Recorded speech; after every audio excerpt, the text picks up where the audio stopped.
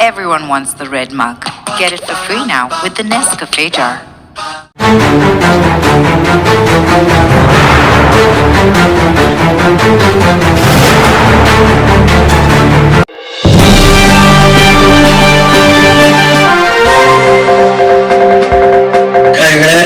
ಜನಪ್ರತಿನಿಧಿಗಳೇ, KDP ನೀನು disturb ಮಾಡಬೇಡ, ಕುತ್ಕೊಳ್ಳಿ. ಸರ್ಕಾರದ ನಾಮಿನೇಷನ್ ಸದಸ್ಯ, ಎಲ್ಲ ಅಧಿಕಾರಿಗಳೇ, ಜನಪ್ರತಿನಿಧಿಗಳೇ, ಎಲ್ಲ ಆತ್ಮೀಯ ಬಂಧುಗಳೇ, ಮಾಧ್ಯಮದ ಗೆಳೆಯರೇ, ಕಳೆದ ಅನೇಕ ದಿವಸಗಳ ಹಳೆಯ ವರ್ಷದ ಮಾರ್ಚ್ 30 ಮುಗಿಸಿ ಹೊಸ ವರ್ಷಕ್ಕೆ ನಾವು ಪಾದಾರ್ಪಣೆ ಮಾಡಿದ್ದೇವೆ. ನಮ್ಮ ಸರ್ಕಾರದ ಲೆಕ್ಕದಲ್ಲಿ ಏಪ್ರಿಲ್ 1ರಿಂದ ಹೊಸ ವರ್ಷದ ಆಚರಣೆ ಆರಂಭ ಆಗುತ್ತೆ ಅಭಿವೃದ್ಧಿಯ ದೃಷ್ಟಿಕೋನದಲ್ಲಿ. ಹಿಂದಿನ ವರ್ಷದ ಏನಾಗಿದೆ ಹೇಳುವ ಟಿಪ್ಪಣಿಯನ್ನು ಮೊದಲು ತಗೊಂಡು ಆಮೇಲೆ ಮುಂದೆ ಹೋಗ್ತಾ ಇದ್ದೀನಿ. ಫಸ್ಟ್, ಹಾಸ್ಪಿಟಲ್ ಡಾಕ್ಟರ್ಸ್ ಅವ್ರ ಕೆಲಸ ಮುಗಿಸಿ ಹೋಗ್ಲಿಕ್ಕಿಲ್ಲ. ಹಾಸ್ಪಿಟಲ್ ಆಯ್ಕೆ ಇಲ್ಲಪ್ಪ, ನಿಮ್ಮ ಕಡೆ ಒಂದೇ ಬೈಕ್ ಇದೆಯಲ್ಲಪ್ಪ, ಇಲ್ಲ ಅದು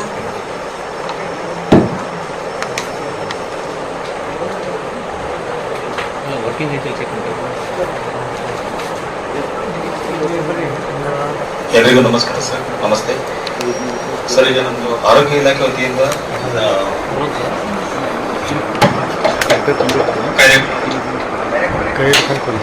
ಡೆಂಗ್ಯೂ, ಚಿಕನ್, ಮಲೇರಿಯಾ ಹಾಗೂ ಇಲಿ ಜ್ವರ ನಮ್ಮ ಮುನಗೋಡು ತಾಲೂಕಿನಲ್ಲಿ ಈ ಸರಿ ಕಂಡು ಬಂದಿಲ್ಲ ಸರ್. ಕುಷ್ಠರೋಗ ಮಾತ್ರ 10 ಕೇಸಸ್ ಇದ್ದಾವೆ ಮತ್ತು TB ಕೇಸಸ್ 15 ಕೇಸ್ಗಳು ನಮ್ಮ ತಾಲೂಕಿನಲ್ಲಿ ಕಂಡು ಬಂದಿದ್ದಾವೆ ಸರ್. ನಂತರ ನಮ್ಮ ಇದರಲ್ಲಿ RBSK ಟೀಮ್ ಅವರು ನಮ್ಮ ಹಳ್ಳಿಗಳಲ್ಲಿ ಹೋಗಿ ಶಾಲಾ ಮಕ್ಕಳ ಪರೀಕ್ಷೆ ಮಾಡಿದಾಗ ಟೋಟಲಿ ನಾವು 32 ಕೇಸ್ಗಳನ್ನ ಆಪರೇಷನ್ ಮಾಡಿದ್ದೀವಿ ಸರ್. ಅದರಲ್ಲಿ 6 ಮಕ್ಕಳಿಗೆ ಹೃದಯದ ಸಂಬಂಧಪಟ್ಟ ಆಪರೇಷನ್ಗಳನ್ನ ಉಚಿತವಾಗಿ ಮಾಡಿದ್ದೇವೆ. 6 ಮಕ್ಕಳು ಚೆನ್ನಾಗಿದ್ದಾರೆ ಸರ್. ಹಾಗೂ ವಿಷನ್ ಇಂಪೇರ್ಮೆಂಟ್ ಅಂತ ಹೇಳಿ ಕಣ್ಣಿನ ದೃಷ್ಟಿ ದೋಷದ ತೊಂದರೆಗಾಗಿ 2 ಮಕ್ಕಳಿಗೆ ಆಪರೇಷನ್ ಮಾಡಿದ್ದೀವಿ ಸರ್, ಅವರು ಚೆನ್ನಾಗಿದ್ದಾರೆ. ಹಾಗೂ 24 ಚಿಕ್ಕ ಮಕ್ಕಳಿಗೆ ಉಚಿತವಾಗಿ ಆಪರೇಷನ್ ಮಾಡಲಾಗಿದೆ ಸರ್. ಟೋಟಲಿ ಅಂದ್ರೆ hernia, tongue tie, left lip, hydrocele, ಈ ರೀತಿ ಅನೇಕ ಸರ್ಜರಿಗಳನ್ನ ಆಪರೇಷನ್ ಉಚಿತವಾಗಿ ಮಾಡಿಸ್ಬಿಟ್ಟಿದ್ವಿ ಸರ್. ಟೋಟಲಿ 32 ಸರ್ಜರಿ ಕೇಸಸ್ ಆಗಿದಾವೆ ಸರ್.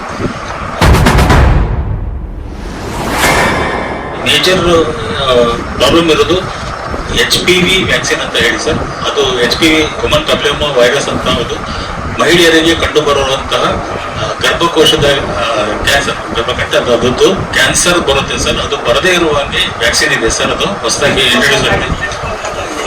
ಈಗ ನಮ್ದು ಇಲ್ಲಿ ನಮ್ಗೆ ಆಗ್ಬೇಕಾಗಿದ್ದು 785 ಮಕ್ಕಳಿಗೆ ಆಗ್ಬೇಕಾಗಿತ್ತು ಸರ್. ನಮ್ಗೆ ಇಲ್ಲಿ ಕೇವಲ 156 ಮಕ್ಕಳು ಮಾತ್ರ ಮಾಡ್ಕೊಂಡಿದ್ದಾರೆ ಸರ್. ನಮ್ದು ಉತ್ತರ ಕನ್ನಡ ಜಿಲ್ಲೆಯಲ್ಲಿ ಮುಂಡಗೋಡು ಮತ್ತು ಯಲ್ಲಾಪುರ ತಾಲೂಕು ಮಾತ್ರ ಅತಿ ಕಡಿಮೆ ಇದೆ ಸರ್. ಸ್ವಲ್ಪ ಸಾರ್ವಜನಿಕರು ಶಿಕ್ಷಣ ಇಲಾಖೆ PO ಇಲ್ಲಮ್ಮ, PO ಇಲ್ಲ ಇವತ್ತು. PO ಹೇಳಿದ್ದಾಳೆ ಮದುವೆ ಇದೆ ಅಂತೇಳಿ. ಅಲ್ಲ, ಏನಾಗಿದೆ, ಕೇಂದ್ರ ಸರ್ಕಾರ ಮತ್ತು ರಾಜ್ಯ ಸರ್ಕಾರ 9ನೇ ಎತ್ತೆ ಮೇಲೆ ಅಂದ್ರೆ 14 ವರ್ಷದಿಂದ 15 ವರ್ಷದ ಹೆಣ್ಣು ಮಕ್ಕಳಿಗೆ ಗರ್ಭರೋಗದ ಕ್ಯಾನ್ಸರ್ ಬರಬಾರದು ಅಂತೇಳಿ ಉಚಿತವಾಗಿ ವ್ಯಾಕ್ಸಿನೇಷನ್ ಕೊಡ್ತಕ್ಕಂಥ ಒಂದು ಕಾರ್ಯಕ್ರಮ ಜಾರಿ ತಂದಿದೆ. ಜಿಲ್ಲೆ ಬೇರೆ ಎಲ್ಲ ಕಡೆ 65, 70, 75% ಈಗಾಗಲೇ ಹಾಕಿಸ್ಕೊಂಡಿದ್ದಾರೆ. ಎಲ್ಲೋ ಒಂದ್ ಕಡೆ ಪಾಲಕರ ಭಯ, ಕೀಳ ವಿಮೆ, ಆತಂಕ ಇದಕ್ಕೊಳಗಾಗಿ ಎಷ್ಟೋ ಪಾಲಕರು ಇದನ್ನ ಮಕ್ಕಳಿಗೆ ಹಾಕಿಸೋದಕ್ಕೆ ಹಿಂಜರಿಕೆ ಮಾಡ್ತಾ ಇದ್ದಾರೆ. ಇದರಿಂದ ಸರ್ಕಾರಕ್ಕೇನು ಹಾನಿ ಆಗೋದಿಲ್ಲ. ಇದು ನಾವು ಪುಕ್ಕಟೆ ಕೊಟ್ಟಿರ್ತಕ್ಕಂಥ ಕಾರ್ಯಕ್ರಮ ಇಡೀ ದೇಶದಲ್ಲಿ. ಆದರೆ ಮಕ್ಕಳಿಗೆ ಇದ್ರ ಬಗ್ಗೆ 9ನೇ ಕ್ಲಾಸ್ ಇರ್ತಕ್ಕಂಥ ಮಕ್ಕಳು, 10ನೇ ಕ್ಲಾಸ್ ಓದ್ತಕ್ಕಂಥ ಮಕ್ಕಳು, 8 ಮತ್ತು 9ನೇ ವರ್ಷ ಮಕ್ಕಳು, ಆ ಮಕ್ಕಳಿಗೆ, ಹೆಣ್ಣು ಮಕ್ಕಳಿಗೆ ಸ್ವಲ್ಪ ನೀವು ಸಾರ್ವಜನಿಕರು, ಪಾಲಕರು ಸ್ವಲ್ಪ ಮಾಧ್ಯಮದವರು, ಅಧಿಕಾರಿಗಳು ಇವೆಲ್ಲ ವಿಶೇಷ ಮುತುವರ್ಜಿ ವಹಿಸಿದ್ರೆ ಭವಿಷ್ಯದಲ್ಲಿ ಮಕ್ಕಳು ಕ್ಯಾನ್ಸರ್ ರೋಗದಿಂದ ಮುಕ್ತ ಆಗ್ತಾರೆ. ಉದ್ದೇಶ ಇರತಕ್ಕಂಥದ್ದಷ್ಟೇ. ಇದು ಒಂದು ಮಾನವೀಯ ಕಾರಣಕ್ಕ ಮಾಡ್ತಕ್ಕಂಥ ಕೆಲಸ. ಇದಕ್ಕೆ ಸರ್ಕಾರದ ಒಂದೇ ಆದೇಶದಿಂದ ಕೆಲಸ ಆಗೋದಿಲ್ಲ. ಇದಕ್ಕೆ ಸಾರ್ವಜನಿಕ ಸಹಾನುಭೂತಿ ಮತ್ತು ಸಹಕಾರ ಎರಡೂ ಇದ್ದಾಗ ಮಾತ್ರ ಈ ಕೆಲಸ ಯಶಸ್ವಿಯಾಗಿ ಮಾಡೋದಕ್ಕೆ ಸಾಧ್ಯ ಆಗುತ್ತೆ. ಅದಕ್ಕೆ ಒಂದು ಸ್ವಲ್ಪ ನಿಮ್ಮೆಲ್ಲ NRLM ಸಂಘಟನೆಗಳು ಸೇರಿಸ್ಕೊಳ್ಳಿ. ನಿಮ್ಮ ನಿನ್ನೆ ಕಮಿಟಿ ಮಾಡಿದ್ದೇನೆ ಯಲ್ಲಾಪುರದಲ್ಲಿ. IIT BO, CDPO, ಹಾಸ್ಟೆಲ್ ಮುಖ್ಯಸ್ಥರು, ಮಹಿಳಾ ಹಾಸ್ಟೆಲ್ ಮುಖ್ಯಸ್ಥರು, ಅದು ಬ್ಯಾಕ್ವರ್ಡ್ ಇರ್ಬೋದು, SC/ST ಹಾಸ್ಟೆಲ್ ಇರ್ಬೋದು, ಎಕ್ಸಿಕ್ಯೂಟಿವ್ ಆಫೀಸರ್ ಮತ್ತು NRLM ಮುಖ್ಯಸ್ಥರು, ಇವಿಷ್ಟು ಮಂದಿ ಕೂಡಿ ಒಂದು ಟೀಮ್ ಮಾಡಿ ಅವರ ಅಧ್ಯಕ್ಷತೆಯಲ್ಲಿ ತಹಶೀಲ್ದಾರ್ ನೇತೃತ್ವದಲ್ಲಿ ಸಭೆ ಆಗಬೇಕು. ತಹಶೀಲ್ದಾರ್ ಈ ಕಮಿಟಿಯನ್ನ ಮಾಡಿ ಯಾವ ರೀತಿ ಮಾಡಬಹುದು ಅನ್ನೋ ಬಗ್ಗೆ ಸ್ವಲ್ಪ ಅವೇರ್ನೆಸ್ ಕಾರ್ಯಕ್ರಮ ಮಾಡಿದ್ದೇವೆ. ಹೆಚ್ಚೆಚ್ಚು ಮಕ್ಕಳಿಗೆ ಜೀವನದಲ್ಲಿ ಒಂದು ಒಳ್ಳೆ ಬದುಕಿಗೆ ಒಂದು ಒಳ್ಳೆ ಶಕ್ತಿ ಕೊಟ್ಟಂಗಾಗತ್ತೆ. ಹಾಗಾಗಿ ಕಾರ್ಯಕ್ರಮ ಯಶಸ್ವಿ ಆಗ್ತಕ್ಕಂತೆ ಲಕ್ಷ್ಯ ಹಾಕಿ ಒಂದು ಕಮಿಟಿ ಮಾಡಿ ಇಮಿಡಿಯೇಟ್ ಆಗಿ ಮೀಟಿಂಗ್ ಮಾಡಿ ಏನ್ ಮಾಡ್ಬೋದು ಅಂತ ಒಂದು ಅವೇರ್ನೆಸ್ ಪ್ರೋಗ್ರಾಮ್ ಮಾಡಿದ್ವಿ. ನೆಕ್ಸ್ಟ್ ಡಾಕ್ಟರ್ ಹೇಳಪ್ಪ, ನಿಮ್ಮ ತಾಲೂಕಿನಲ್ಲಿ ಎಷ್ಟು ಡಾಕ್ಟರ್ ಇರಬೇಕಿತ್ತು? ಎಷ್ಟು ಡಾಕ್ಟರ್ ಇದ್ದಾರೆ? PHC 4 PHC ಇದಾವೆ ಸರ್. 4 PHC ಇಬ್ರು ಡಾಕ್ಟರ್ ಮಾತ್ರ ವರ್ಕಿಂಗ್ ಇದ್ದಾರೆ ಸರ್. ಹುನಗುಂದ ಮತ್ತು ಮಳಿಗೆಯಲ್ಲಿ.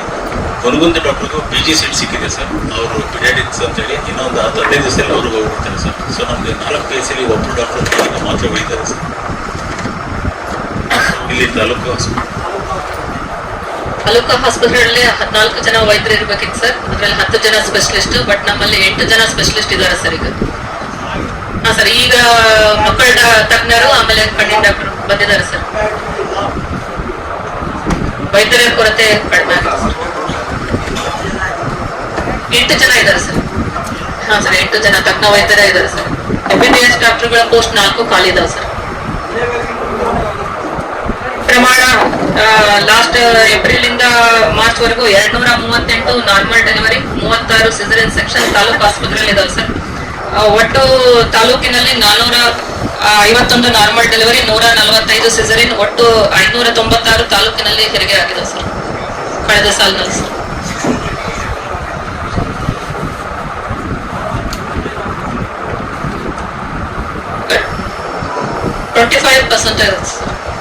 ಅದು 30%ಗಿಂತ ಕಡಿಮೆ ಆಗ್ಬೇಕು ಸರ್. ಕಡಿಮೆನೇ ಇದೆ ಸರ್. ಕಡಿಮೆ ಇದೆ ಸರ್. ಹಾ ಸರ್, ಸಾಧ್ಯ ಇದ್ದಷ್ಟು ಹೆಣ್ಣು ಮಕ್ಕಳಿಗೆ ನಾರ್ಮಲ್ ಡೆಲಿವರಿ ಬಗ್ಗೆ ಹೆಚ್ಚು ಪ್ರಯತ್ನ ಮಾಡಿ. ಯಾಕೆಂದ್ರೆ ಕೃಷಿ ಮತ್ತು ಕೂಲಿ ಕೆಲಸಕ್ಕೆ ಹೋಗ್ತಕ್ಕಂಥ ಕಾರ್ಮಿಕರಿಗೆ ಎಲ್ಲೋ ಒಂದು ಕಡೆ ಹಿಂಜರಿತ ಆಗತ್ತೆ, ಬದುಕಿನಲ್ಲಿ ತೊಂದರೆ ಆಗತ್ತೆ.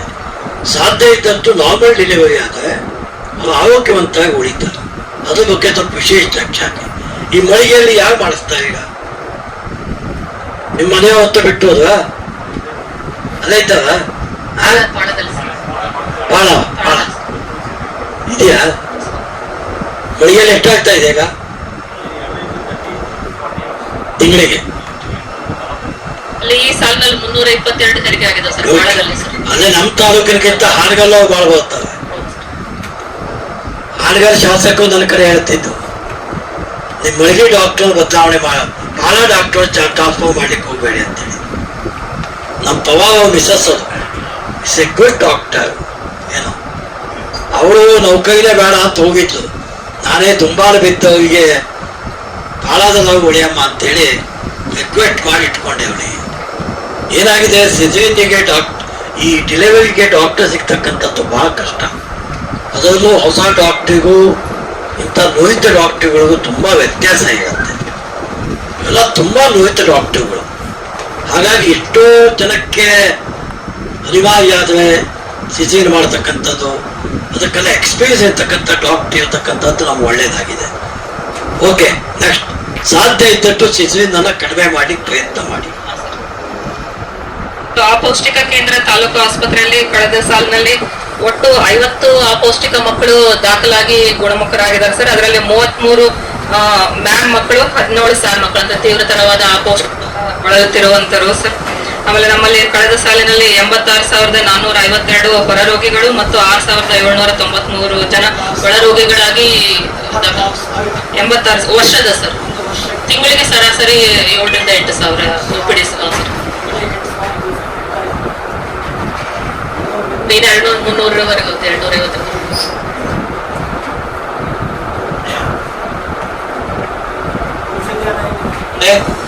ಔಷಧಿ ಕೊರತೆ ಇದೆ ಸರ್. ಗೊತ್ತಿದೆಯಾ? ಇದೆ ಸರ್. ಆದ್ರೂ ನಾವು ಏನು ಅತಿ ಅವಶ್ಯಕ ಅದನ್ನ ನಾವು ತರಿಸ್ತಾ ಇದೆ ಸರ್. ಇನ್ನ ನೆಕ್ಸ್ಟ್ ಅಲ್ಲಿ ಸ್ಟೇಟ್ ಇಂದ ಟೆಂಡರ್ ಆಗಿ ಬಂದ್ರೆ ಅದು ಸ್ಟ್ರೀಮ್ ಲೈನ್ ಆಯ್ತು ಅಂದ್ರೆ ನಮಗೆ ಅದರ ಭಾರ ಸ್ವಲ್ಪ ಕಡಿಮೆ ಆಗ್ತದೆ. ಟೆಂಡರ್ ಆಗಿದೆ ಅಂತ ಅಸೆಂಬ್ಲಿಲೂ ಆನ್ಸರ್ ಮಾಡಿದ್ರು ಟೆಂಡರ್ ಆಗಿದೆ. ಅಂದ್ರೆ ಅವ್ರು ಈ ಸಲ ಕಳೆದ ಸಲ ಬಾಣಂತಿಯರ ಪ್ರಕರಣ ಆದ್ಮೇಲಿಂದ ಔಷಧ ಬಂದ್ಮೇಲೆ ಅವ್ರು ಸ್ವಲ್ಪ ದಿನ ಅದನ್ನ ಅಬ್ಸರ್ವೇಷನ್ ಇಟ್ಟು ಅದನ್ನ ಇಲ್ಲಿಂದ ಟೆಸ್ಟ್ ಕಳಿಸಿ ಆಮೇಲೆ ನಮಗೆ ಸರಬರಾಜು ಮಾಡ್ತಿದ್ದಾರೆ ಸರ್. ಅದು ಮೊನ್ನೆ ಅಲ್ಲಿ ಆಕ್ಸಿಡೆಂಟ್ ಆಯ್ತಲ್ವಾ, ಅದಕ್ಕಾಗಿ ಅದಕ್ಕೆ ಆಕ್ಸಿಡೆಂಟ್ ಆಗಿದ್ದಕ್ಕೆ ಅಂತ ಔಷಧಿಗಳನ್ನ ಒಮ್ಮೆ ಟೆಸ್ಟ್ ಮಾಡಿ ಕೊಟ್ಮೇಲೆ ಬಾಳಂತಿ ಕೊಡ್ಬೇಕು ಅಂತ ಯೋಚನೆ ಮಾಡಿದ್ದಾರೆ. ಹಂಗೆ ಮಾಡಿದ್ದಾರೆ ಸರ್. ಸ್ವಲ್ಪ ಓಕೆ. ನಿಖರ ನಿಷ್ಪಕ್ಷಪಾತ ಸುದ್ದಿಗಾಗಿ ರಾಜ್ ನ್ಯೂಸ್ ಲೈನ್ ಅನ್ನು ತಪ್ಪದೇ ನೋಡಿ.